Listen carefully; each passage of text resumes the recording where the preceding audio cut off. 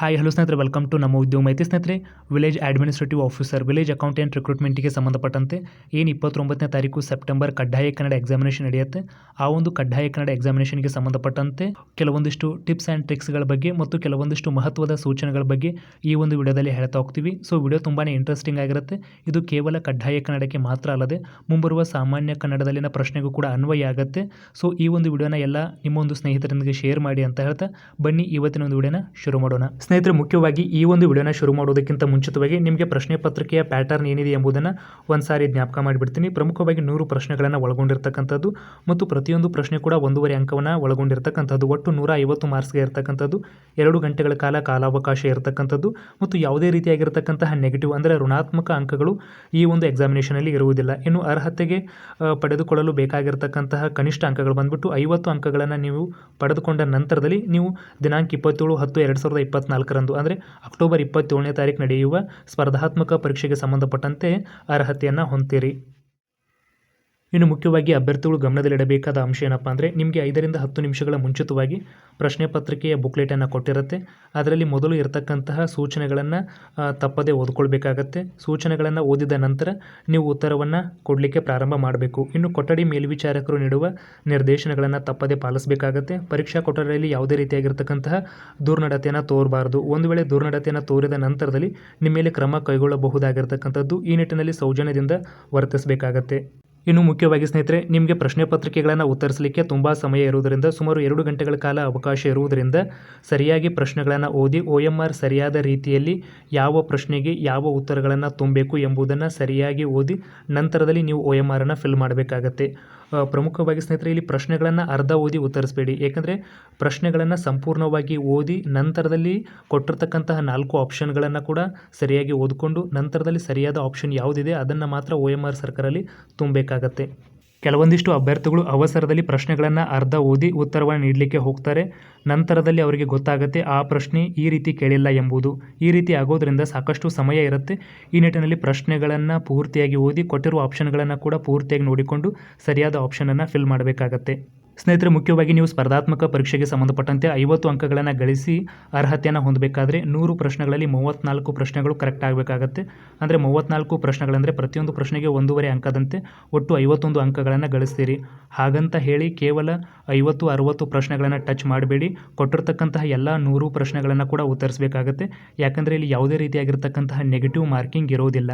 ಸ್ನೇಹಿತರೆ, ಮುಖ್ಯವಾಗಿ ಇಲ್ಲಿ ಯಾವುದೇ ರೀತಿಯಾಗಿರ್ತಕ್ಕಂತಹ ನೆಗೆಟಿವ್ ಮಾರ್ಕಿಂಗ್ ಇಲ್ಲದೇ ಇರುವ ಕಾರಣದಿಂದಾಗಿ ನಿಮಗೆ ಯಾವುದಾದ್ರೂ ಪ್ರಶ್ನೆಗೆ ಸಂಬಂಧಪಟ್ಟಂತೆ ಉತ್ತರ ಗೊತ್ತಿಲ್ಲ ಅಂದರೆ ಅಲ್ಲಿ ಕೊಟ್ಟಿರ್ತಕ್ಕಂತಹ 4 ಆಪ್ಷನ್ಸ್ಗಳಲ್ಲಿ 2 ಆಪ್ಷನ್ಸ್ಗಳು ಡಮ್ಮಿ ಅಂತ ಗೊತ್ತಾಗ್ಬಿಡುತ್ತೆ. ಇನ್ನು 2ರಲ್ಲಿ ನೀವು ಉತ್ತರವನ್ನು ಹುಡುಕಬೇಕಾಗಿರುತ್ತೆ. ಆ 2ರಲ್ಲಿ ಯಾವುದಾದ್ರೂ ಒಂದು ಆಪ್ಷನನ್ನು ಟಿಕ್ ಮಾಡೋದ್ರ ಮೂಲಕವಾಗಿ ರಿಸ್ಕನ್ನು ತೆಗೆದುಕೊಳ್ಬಹುದು.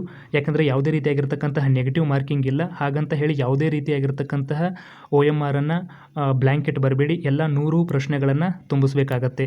ಸ್ಪೆಷಲಿ ಇಂಗ್ಲೀಷ್ ಮೀಡಿಯಂ ಸ್ಟೂಡೆಂಟ್ಸ್ಗಳು ತಮಗೆ ಏನೂ ಗೊತ್ತಿಲ್ಲ ಅಂತ ಹೇಳಿ ಬ್ಲ್ಯಾಂಕ್ ಇಟ್ ಬರುವ ಸಂಭವ ಕೂಡ ಇರತಕ್ಕಂಥದ್ದು. ಆ ರೀತಿ ಮಾಡದೆ ಯಾವುದಾದ್ರೂ ಒಂದು ಉತ್ತರವನ್ನು ಫಿಲ್ ಮಾಡಿ ಬರಬೇಕಾಗತ್ತೆ. ಅಂದರೆ ಯಾವುದೇ ರೀತಿಯಾಗಿರ್ತಕ್ಕಂತಹ ನೆಗೆಟಿವ್ ಮಾರ್ಕಿಂಗ್ ಇಲ್ಲದೆ ಇರೋದರಿಂದ ನಿಮಗೆ ಸುಲಭವಾಗಿ 51 ಅಂಕಗಳನ್ನು ಗಳಿಸಲಿಕ್ಕೆ ಅದು ಸಹಾಯ ಮಾಡುತ್ತೆ.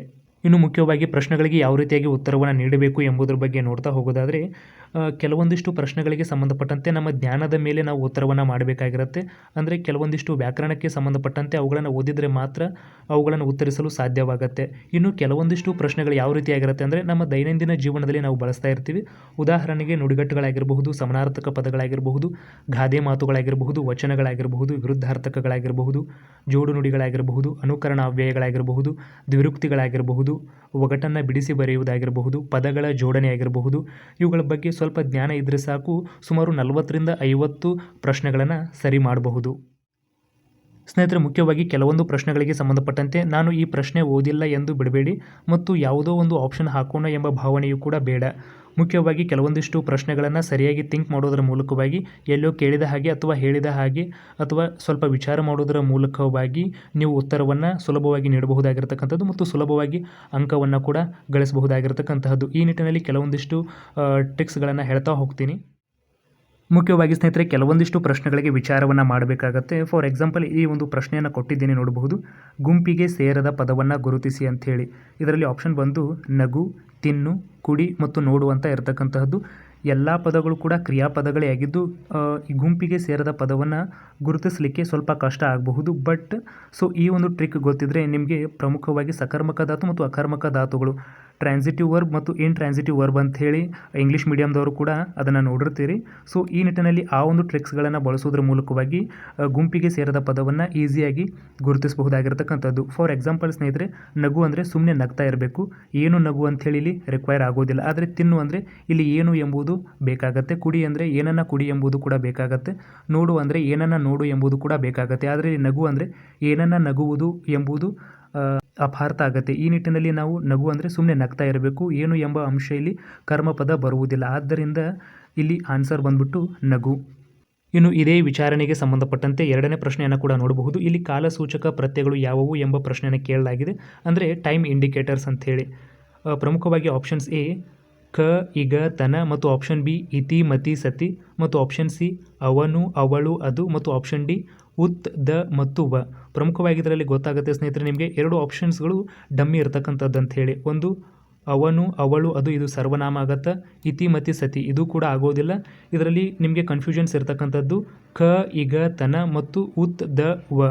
ಈ ನಿಟ್ಟಿನಲ್ಲಿ ನೀವು ಒಂದು ಕ್ರಿಯಾಪದವನ್ನು ಹಾಕಿಕೊಳ್ಳುವುದರ ಮೂಲಕವಾಗಿ ಅದನ್ನು ವಿವಿಧ ಕಾಲದಲ್ಲಿ ಬರಿತಾ ಹೋದರೆ ಮಾಡುತ್ತಾನೆ, ಮಾಡುತ್ತಾನೆ, ಮಾಡು ಪ್ಲಸ್ ಉತ್ ಪ್ಲಸ್ ತಾನೇ ಮಾಡುತ್ತಾನೆ, ಉತ್ ಅಂತ ಬಂದಿರತಕ್ಕಂಥದ್ದು ವರ್ತಮಾನ ಕಾಲದಲ್ಲಿ, ಮತ್ತು ಮಾಡಿದ, ತಿಂದ, ಹೋದ ಇವೆಲ್ಲವೂ ಕೂಡ ಭೂತಕಾಲಕ್ಕೆ ಸಂಬಂಧಪಟ್ಟದ್ದಾಗಿರ್ತಕ್ಕಂತಹದ್ದು. ಅದೇ ರೀತಿಯಾಗಿ ಮಾಡುವ, ತಿನ್ನುವ, ಬರೆಯುವ, ವ ಅಂತ ಏನು ಇಂಡಿಕೇಟರ್ ಬಂದಿರತಕ್ಕಂತಹದ್ದು ಇದು ಭವಿಷ್ಯತ್ ಕಾಲಕ್ಕೆ ಸಂಬಂಧಪಟ್ಟಿರೋದ್ರಿಂದ ಇದರಲ್ಲಿ ಕಾಲಸೂಚಕ ಪ್ರತ್ಯಯಗಳು ಉತ್, ದ ಮತ್ತು ವ ಅಂಥೇಳಿ ನೀವು ಉತ್ತರವನ್ನು ನೀಡಬಹುದು. ಇನ್ನು ಅಭ್ಯರ್ಥಿಗಳು ಕೆಲವೊಂದಿಷ್ಟು ಪ್ರಶ್ನೆಗಳನ್ನು ತಾವು ಅನುಭವಿಸಬೇಕಾಗತ್ತೆ, ಅಂದರೆ ಫೀಲ್ ಮಾಡಬೇಕಾಗತ್ತೆ. ಇವುಗಳಲ್ಲಿ ಅಲ್ಪ ಪ್ರಾಣ ಅಕ್ಷರಗಳು ಯಾವುವು ಎಂಬುದನ್ನು ತಿಳಿಸಿ ಅಂತೇಳಿ ಪ್ರಶ್ನೆ ಇರತಕ್ಕಂತಹದ್ದು. ಆಗ ನೀವು ಅನ್ಕೋಬೇಕು, ಅಲ್ಪ ಅಂದರೆ ಕಡಿಮೆ ಮತ್ತು ತುಸು ಅಂತ, ಮತ್ತು ಪ್ರಾಣ ಅಂದರೆ ಉಸಿರು. ಕಡಿಮೆ ಉಸಿರಿನಿಂದ ಯಾವ ಅಕ್ಷರಗಳು ಉಚ್ಚರಿಸಲ್ಪಡುತ್ತವೆ ಎಂಬುದನ್ನು ಫೀಲ್ ಮಾಡಬೇಕಾಗತ್ತೆ. ಈ ಒಂದು ಕ ಅನ್ನು ತೆಗೆದುಕೊಂಡ್ರೆ ಖ ಅಂತ ಉಚ್ಚರಿಸ್ತೀವಿ, ಅಂದರೆ ಹೆಚ್ಚು ಉಸಿರು ಬೇಕಾಗತ್ತೆ. ಮತ್ತು ಪ್ರಮುಖವಾಗಿ ಈ ಒಂದು ಥ ಎನ್ನುವ ಅಕ್ಷರವನ್ನು ಉಚ್ಚಾರ ಮಾಡಬೇಕಾದ್ರೆ ಥ ಅಂಥೇಳಿ ಹೆಚ್ಚು ಉಸಿರಿನಿಂದ ನಾವು ಉಚ್ಚಾರಣೆ ಮಾಡ್ತೀವಿ. ಅದೇ ರೀತಿಯಾಗಿ ಕ, ಚ, ಟ, ತ, ಪ ಈ ಅಕ್ಷರಗಳನ್ನು ನಾವು ಉಚ್ಚಾರಣೆ ಮಾಡಬೇಕಾದ್ರೆ ಕಡಿಮೆ ಸಮಯವನ್ನು ತೆಗೆದುಕೊಂಡಿರ್ತಕ್ಕಂತಹದ್ದು ಮತ್ತು ಕಡಿಮೆ ಉಸಿರನ್ನು ತೆಗೆದುಕೊಂಡಿರ್ತಕ್ಕಂತಹದ್ದು. ಆದ್ದರಿಂದ ಅಲ್ಪ ಪ್ರಾಣಾಕ್ಷರಗಳು ಕ, ಚ, ಟ, ತ, ಪ ಅಂಥೇಳಿ ಸರಿಯಾದ ಉತ್ತರವನ್ನು ನೀವು ಹಾಕಬಹುದು. ಇಲ್ಲಿ ಕೂಡ ಕ ಇರತಕ್ಕಂಥದ್ದು, ಬಟ್ ಅದರೊಂದಿಗೆ ಮಹಾಪ್ರಾಣ ಅಕ್ಷರಗಳು ಕೂಡ ಬೆರ್ತಿರೋದ್ರಿಂದ ಇದು ಆನ್ಸರ್ ಆಗೋದಿಲ್ಲ. ಇದರಲ್ಲಿ ಕರೆಕ್ಟ್ ಆನ್ಸರ್ ಬಂದ್ಬಿಟ್ಟು ಕ, ಚ, ಟ, ತ, ಪ. ಇನ್ನು ಎರಡನೇ ಪ್ರಶ್ನೆ ನೋಡಬಹುದು ಸ್ನೇಹಿತರೆ, ಇವುಗಳಲ್ಲಿ ಕಂಠ ತಾಲವ್ಯ ಅಕ್ಷರಗಳು ಯಾವುವು ಎಂಬ ಪ್ರಶ್ನೆಯನ್ನು ಕೇಳಲಾಗಿದೆ. ಇದರಲ್ಲಿ ಕಂಠ ಅಂದರೆ ಗಂಟಲಿನಿಂದ ಬರುವ ಧ್ವನಿಯಾಗಿದೆ. ಅದೇ ರೀತಿಯಾಗಿ ತಾಲು ಎಂದರೆ ದವಡೆ ಆಗಿರತಕ್ಕಂತಹದ್ದು.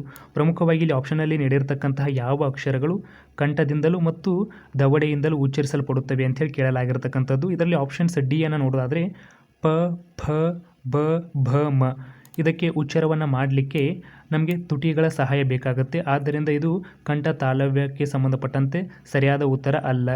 ಇನ್ನು ಅದೇ ರೀತಿಯಾಗಿ ಇ, ಈ, ಚ, ಛ, ಜ ಇವುಗಳನ್ನು ಉಚ್ಚಾರಣೆ ಮಾಡಲಿಕ್ಕೆ ನಮಗೆ ದವಡೆ ಸಹಾಯ ಮಾಡುತ್ತೆ.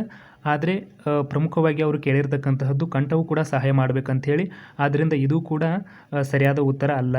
ಇನ್ನು ಅದೇ ರೀತಿಯಾಗಿ ಇಲ್ಲಿ ನೋಡಬಹುದು ಎ, ಐ ಇವುಗಳನ್ನು ಉಚ್ಚಾರಣೆ ಮಾಡಲಿಕ್ಕೆ ನಮಗೆ ದವಡೆಗಳು ಕೂಡ ಸಹಾಯ ಮಾಡ್ತಾ ಇರತಕ್ಕಂಥದ್ದು ಮತ್ತು ಗಂಟಲಿಂದ ಧ್ವನಿ ಕೂಡ ಬರ್ತಾ ಇರತಕ್ಕಂತಹದ್ದು ಎ, ಐ ಅಂಥೇಳಿ. ಸೊ ಆದ್ದರಿಂದ ಇದಕ್ಕೆ ಸರಿಯಾದ ಉತ್ತರ A ಆಗಿರತಕ್ಕಂತಹದ್ದು.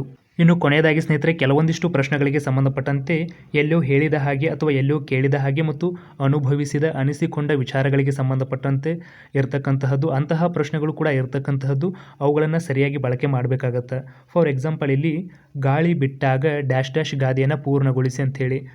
For example option A ಮಡಚಿಕೋ, ಸೇರಿಕೋ, ತೂರಿಕೋ ಮತ್ತು ಪರಚಿಕೋ. ಇದರಲ್ಲಿ ಸರಿಯಾದ ಆನ್ಸರ್ ಬಂದುಬಿಟ್ಟು ಗಾಳಿ ಬಿಟ್ಟಾಗ ತೂರಿಕೋ ಅಂಥೇಳಿ. ಹಿರಿಯರು ಹೇಳುವ ಮಾತನ್ನು ನಾವು ಕೇಳಿರ್ತೀವಿ ಅಥವಾ ಎಲ್ಲೋ ನೋಡಿರ್ತೀವಿ, ಗಾಳಿ ಬಿಟ್ಟಾಗ ತೂರಿಕೋ ಅಂಥೇಳಿ. ಫಾರ್ ಎಕ್ಸಾಂಪಲ್ ಈಗ ಸುಂಟರಗಾಳಿ ಫಿಲ್ಮಲ್ಲಿ ಲಾಸ್ಟ್ ಲಿರಿಕ್ಸಲ್ಲಿ ಇರ್ತಕ್ಕಂತಹದ್ದು ಗಾಳಿ ಬಿಟ್ಟಾಗ ತೂರ್ಕೊಳ್ಳಯ್ಯೋ ಅಂಥೇಳಿ. ಸೊ ಆವಾಗ ಕೇಳಿರ್ತೀವಿ. ಆ ನಿಟ್ಟಿನಲ್ಲಿ ಈ ಒಂದು ಗಾದೆಯನ್ನು ಕೇಳಿರೋದ್ರಿಂದ ಸರಿಯಾಗಿ ಉತ್ತರ ಮಾಡಬಹುದಾಗಿರ್ತಕ್ಕಂತಹದ್ದು. ಇನ್ನು ಅದೇ ರೀತಿಯಾಗಿ ಇದೇ ಪ್ರಶ್ನೆಯನ್ನು ಗಾಳಿ ಬಿಟ್ಟಾಗ ತೂರಿಕೋ ಇದರ ನುಡಿಗಟ್ಟಿನ ಅರ್ಥ, ಇದರ ಒಳಾರ್ಥ ಏನು ಎಂಬುದನ್ನು ಕೇಳಿದಾಗ ಫಾರ್ ಎಕ್ಸಾಂಪಲ್ ಆಪ್ಷನ್ ಬಂದುಬಿಟ್ಟು ಅವಕಾಶ ಸದುಪಯೋಗ ಮಾಡು ಅಥವಾ ಅವಕಾಶ ಬೇಡ, ಸಿ ಅವಸರ ಬೇಡ, ಮತ್ತು ಆತಂಕ ಬೇಡ ಅಂಥೇಳಿ 4 ಆಪ್ಷನ್ಗಳಿರ್ತಕ್ಕಂತಹದ್ದು. ಇದರಲ್ಲಿ ಪ್ರಮುಖವಾಗಿ ನಿಮಗೆ ಗೊತ್ತಾಗುತ್ತೆ ಸ್ನೇಹಿತರೆ, ಇದರಲ್ಲಿ 2 ಆಪ್ಷನ್ಸ್ಗಳು ಡಮ್ಮಿ ಅಂಥೇಳಿ. ಅವಕಾಶ ಬೇಡ, ಅವಸರ ಬೇಡ ಮತ್ತು ಆತಂಕ ಬೇಡ, ಈ ರೀತಿಯಾಗಿರ್ತಕ್ಕಂಥ 3 ಆಪ್ಷನ್ಗಳು ಡಮ್ಮಿ ಅಂತ ಗೊತ್ತಾಗುತ್ತೆ. ಗಾಳಿ ಬಿಟ್ಟಾಗ ತೂರಿಕೊ ಅಂದರೆ ಈಗಲೇ ಅವಕಾಶ ಇರತಕ್ಕಂತಹದ್ದು, ಇದನ್ನು ಸದುಪಯೋಗ ಮಾಡಿಕೊ ಅಂಥೇಳಿ ಇದರ ಅರ್ಥ ಇರತಕ್ಕಂತಹದ್ದು. ಇದನ್ನು ಎಲ್ಲೋ ಕೇಳಿರ್ತೀವಿ ಅಥವಾ ಯಾರೋ ನಮಗೂ ಹೇಳಿರ್ತಾರೆ. ಸೊ ಆ ಒಂದು ಟ್ರಿಕ್ಕನ್ನು ಇಲ್ಲಿ ಉಪಯೋಗಿಸಬಹುದು. ಇನ್ನು ಮುಖ್ಯವಾಗಿ ಇನ್ನೊಂದು ಪ್ರಮುಖ ಪ್ರಶ್ನೆ ನೋಡಬಹುದು. ಆಹಾ, ಅಯ್ಯೋ, ಅಬ್ಬಾ ಇವು ಪ್ರಮುಖವಾಗಿ ಏನನ್ನು ಸೂಚಿಸುತ್ತವೆ ಎಂಬ ಪ್ರಶ್ನೆಯನ್ನು ಕೇಳಲಾಗಿದ್ದು, ಭಾವಸೂಚಕನ ಅಥವಾ ಭಾವನೆಗಳನ್ನು ಸೂಚನೆ ಮಾಡೋದ ಅಥವಾ ಆಶ್ಚರ್ಯ ಸೂಚನೆ ಮಾಡೋದ ಅಥವಾ ಅಥವಾ ಇದರಲ್ಲಿ ಯಾವುದು ಅಲ್ವಾ ಅಂಥೇಳಿ ಕ್ವೆಶನ್ಸನ್ನು ಕೇಳಿರ್ತಕ್ಕಂತಹದ್ದು. ಒಮ್ಮೆ ಫೀಲ್ ಮಾಡಿ ನೋಡಿ ಸ್ನೇಹಿತರೆ. ಆಹಾ, ಅಯ್ಯೋ, ಅಬ್ಬಾ. ಸ್ನೇಹಿತರಲ್ಲಿ ಪ್ರಮುಖವಾಗಿ ಆಹಾ ಅಂದರೆ ಆಶ್ಚರ್ಯ ಸೂಚಕವನ್ನು ಮತ್ತು ನಮ್ಮ ಭಾವನೆಗಳನ್ನು ವ್ಯಕ್ತಪಡಿಸುವಲ್ಲಿ ನಾವು ಉಪಯೋಗಿಸ್ತಾ ಇರತಕ್ಕಂತಹದ್ದು. ಅಯ್ಯೋ ಅಂದರೆ ಇದನ್ನು ಕೂಡ ಭಾವಸೂಚಕವಾಗಿ ನಾವು ಉಪಯೋಗಿಸ್ತಾ ಇರತಕ್ಕಂತಹದ್ದು. ಅಬ್ಬಾ ಅಂದರೆ ಆಶ್ಚರ್ಯ ಸೂಚಕವಾಗಿ ಇದನ್ನು ಉಪಯೋಗಿಸ್ತಾ ಇರತಕ್ಕಂತಹದ್ದು. ಆದ್ದರಿಂದ ಇದರಲ್ಲಿ ಆಪ್ಷನ್ಸ್ ಬಂದುಬಿಟ್ಟು ಬೋತ್ ಎ ಆ್ಯಂಡ್ ಬಿ ಸರಿಯಾಗಿರ್ತಕ್ಕಂತಹದ್ದು. ಇನ್ನು ಕೆಲವೊಂದು ಪ್ರಶ್ನೆಗಳು ಯಾವ ರೀತಿಯಾಗಿರುತ್ತೆ ಅಂದರೆ ಸ್ನೇಹಿತರೆ, ಪ್ರಮುಖವಾಗಿ ಒಂದು ಶಬ್ದವನ್ನು ಕೊಡ್ತಾರೆ, ಆ ಒಂದು ಶಬ್ದಕ್ಕೆ ಅಂಡರ್ಲೈನ್ ಮಾಡಿರ್ತಾರೆ. ಇದರ ಸರಿಯಾದ ಪದ ಯಾವುದು ಅಂಥೇಳಿ. ಫಾರ್ ಎಕ್ಸಾಂಪಲ್ ಇಲ್ಲಿ ಸಂಭವ ಅಂತಿದೆ. ಆಪ್ಷನ್ಸನ್ನು ನೋಡೋದಾದರೆ ಸಂಬಂಧ, ಅನುಬಂಧ, ಶಂಭವ ಮತ್ತು ಸಂಭವ ಅಂತೇಳಿ ಇರ್ತಕ್ಕಂತಹದ್ದು. ಇದು ಸರಿಯಾದ ಉತ್ತರವನ್ನು ಯಾವ ರೀತಿಯಾಗಿ ನಾವು ಬರಿಬಹುದಂದರೆ, ಈ ಸಂಭವವನ್ನು ನಾವು ಫೀಲ್ ಮಾಡಬೇಕಾಗತ್ತೆ. ಅವರು ಬರುವ ಸಂಭವವಿದೆ. ಸಂಭವ ಅಂದರೆ ಪ್ರಮುಖವಾಗಿ ಇಲ್ಲಿ ಮಹಾಪ್ರಾಣ ಭ ಬರ್ತಕ್ಕಂತಹದ್ದು, ಬಟ್ ಇಲ್ಲಿ ಅಲ್ಪ ಪ್ರಾಣ ಬ ಇರತಕ್ಕಂತಹದ್ದು. ಇಲ್ಲಿ ಸಣ್ಣ ಬ ಇದೆ, ಇಲ್ಲಿ ದೊಡ್ಡ ಬ ಇರತಕ್ಕಂಥದ್ದು. ನಾವು ಫೀಲ್ ಮಾಡಿದಾಗ ಅವರು ಬರುವ ಸಂಭವವಿದೆ. ನಾವು ಫೀಲ್ ಮಾಡಿದಾಗ ಇದರಲ್ಲಿ ಸರಿಯಾದ ಆನ್ಸರನ್ನು ನಾವು ಡಿ ಅಂಥೇಳಿ ರೈಟ್ ಮಾರ್ಕ್ ಹಾಕಬಹುದು. ಸ್ನೇಹಿತರೆ, ಮುಖ್ಯವಾಗಿ ಈ ಎಲ್ಲ ಪ್ರಶ್ನೆಗಳು ಕೇಳಿದಾಗ ಅಥವಾ ನೋಡಿದಾಗ ನಿಮಗೆ ಈಸಿ ಅನ್ನಿಸಬಹುದು ಮತ್ತು ಈಸಿ ಕೂಡ ಇರತಕ್ಕಂತಹದ್ದು. ಬಟ್ ಇದೇ ಟ್ರಿಕ್ಕನ್ನು ನಿಮಗೆ ಕಠಿಣ ಅನಿಸಿದ ಸಂದರ್ಭದಲ್ಲಿ ನೀವು ಬಳಸ್ಕೊಳ್ಬಹುದಾಗಿರ್ತಕ್ಕಂತಹದ್ದು. ಸ್ನೇಹಿತರೆ, ಮುಖ್ಯವಾಗಿ ಇದಿಷ್ಟು ಇವತ್ತಿನೊಂದು ಪ್ರಮುಖ ಮಾಹಿತಿಯಾಗಿತ್ತು. ಇದೇ ರೀತಿ ಹೆಚ್ಚಿನ ಮಾಹಿತಿ ಅಪ್ಡೇಟ್ಸನ್ನು ಪಡೆಯಲು ನಮ್ಮ ಚಾನಲ್ ಸಬ್ಸ್ಕ್ರೈಬ್ ಮಾಡಿ ಮತ್ತು ಪಕ್ಕದಲ್ಲಿ ಕಾಣುವ ಬೆಲ್ ಬಟನನ್ನು ಕೂಡ ಕ್ಲಿಕ್ ಮಾಡಬಹುದು. ವಿಡಿಯೋ ಇಷ್ಟ ಆದಲ್ಲಿ ಒಂದು ಲೈಕ್ ಮಾಡಿ ಮತ್ತು ನಿಮ್ಮ ಎಲ್ಲ ಸ್ನೇಹಿತರೊಂದಿಗೆ ಶೇರ್ ಮಾಡಿ ಅಂತ ಹೇಳ್ತಾ ಸಿಗೋಣ ಸ್ನೇಹಿತರೆ ಮತ್ತೊಂದು ಪ್ರಮುಖ ವಿಡಿಯೋದೊಂದಿಗೆ. ಧನ್ಯವಾದಗಳು.